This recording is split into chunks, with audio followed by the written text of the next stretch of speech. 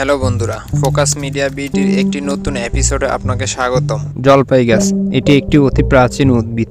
অষ্টম সহস্রাব্দ খ্রিস্টাব্দ পূর্ব থেকে ভূমধ্যসাগরের চারপাশে জলপাই গাছের বিস্তার শুরু হয়। আপনি জেনে অবাক হবেন, বিশ্বের বৃহত্তম জলপাই উৎপাদক দেশ হলো স্পেন। বিশ্বের প্রায় অর্ধেক জলপাই তেলের যোগান দেয় স্পেন। স্পেনের পর অন্যান্য বড় উৎপাদক হলো ইতালি, গ্রিস, পর্তুগাল, তিউনিসিয়া, তুরস্ক এবং মরক্কো।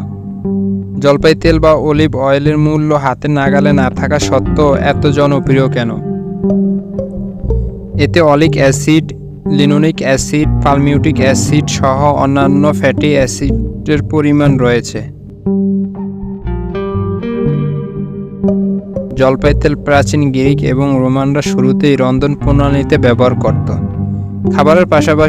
খাবারের পাশাপাশি অলিভ অয়েল রূপচর্চা, ধর্মীয় আচার অনুষ্ঠান, ঔষধ, সাবান তৈরি এবং ত্বকের যত্ন ব্যাপক হারে ব্যবহার করা হয়।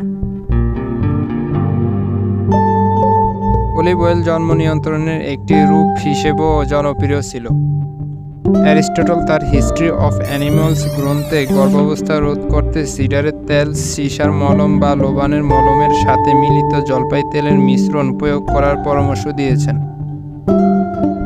অলিভ অয়েল উৎপাদন বার্ষিক: স্পেন 7,66,400 টন, ইতালি 2,88,900 টন, তুরস্ক 2,10,000 টন, তিউনিসিয়া 2 লক্ষ টন, গ্রিস 1,95,000 টন।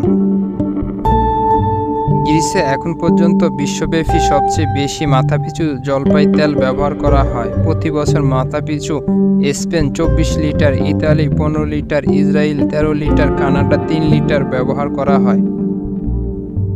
ভিডিওটি ভালো লাগলে ভিডিওর নিচে দেওয়া সাবস্ক্রাইব বাটনটি অন করে পাশে থাকা বেল আইকনটি বাজিয়ে দিন।